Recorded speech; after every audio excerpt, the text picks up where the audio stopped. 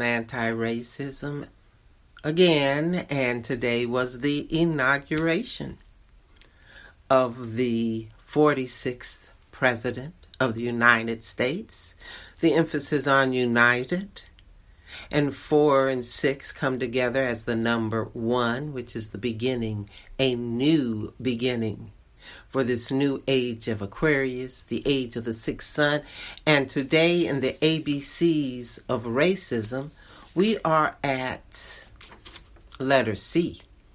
And as I listened to President Biden speak, there were several C's that came up that apply to anti-racism. The first was the C for crying, because I was crying tears of joy, because I was hearing the words of a leader talking about unity and caring for others and helping others and sharing grief and working together. Words that are essential to ending racism and creating a compassionate community. Then, of course, change.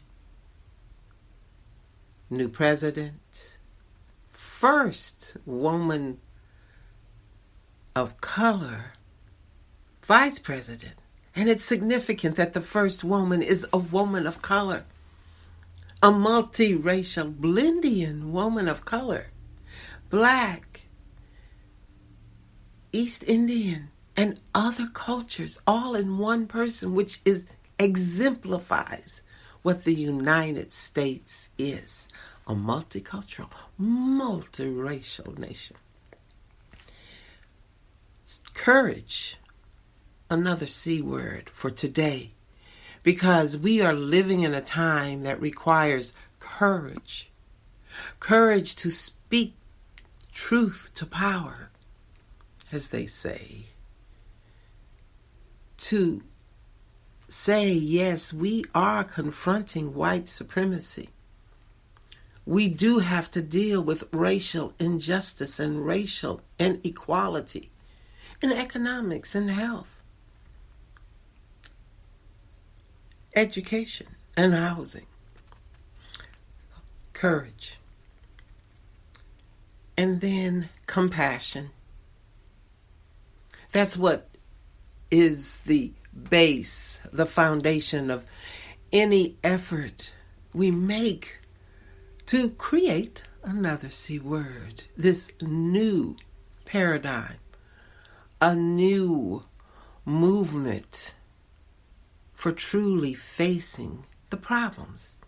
Because he ended, they were saying there are 4 crises. The climate crisis, the COVID crisis, the economic crisis, and the racial crisis. But you see, I know, and you too, there's one crisis, and it's the racist crisis. Because out of racism arises the economic crisis, without a doubt, no discussion, no argument. The problem we have, the reason we have economic problems in this country is because of racial injustice, because of efforts that have been continued from the lost cause of the Confederacy to create a separate state, which in reality, when you look at the world, if they had succeeded, there would have been 2 nations on this continent. Now look at Europe, all of those different countries, and the problems they had when they tried to connect with Britain, which used to be a big empire. So to have a United States built upon a dream of democracy is still quite an accomplishment for us to be proud of, for us to work to protect, and for us to deal with the truth.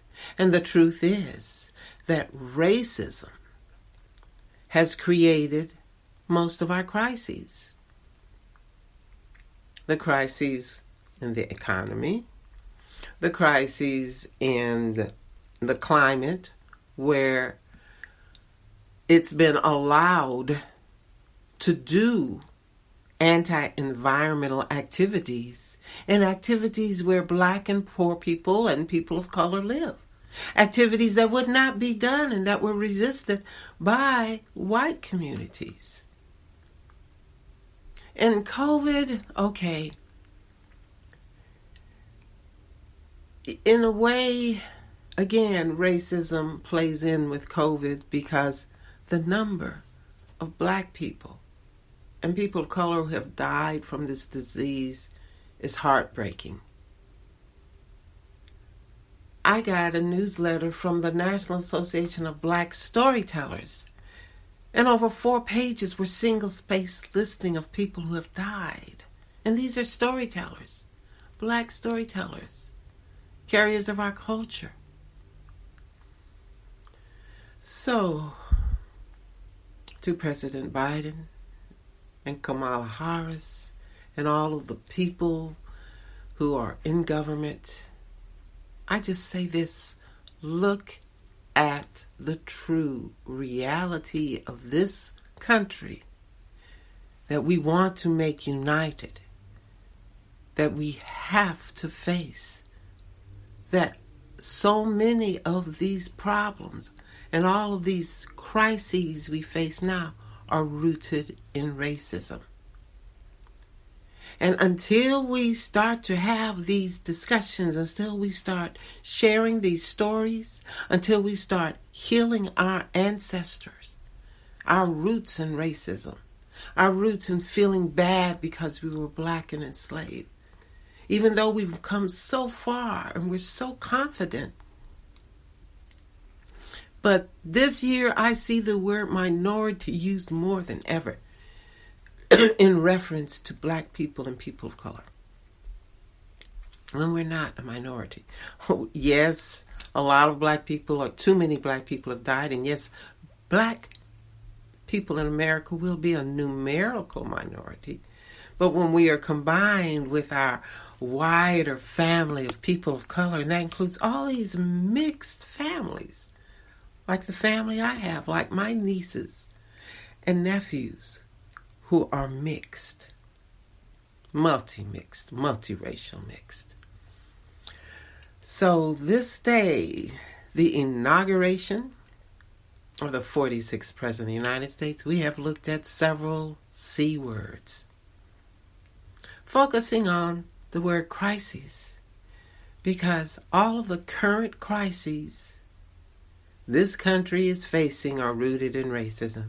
And when you address racial inequities, racial injustice, racial lacks in health care, you'll start to improve things for everyone.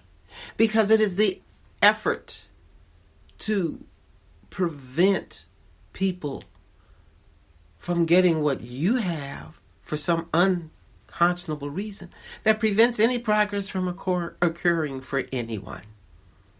And that's what our new president was saying.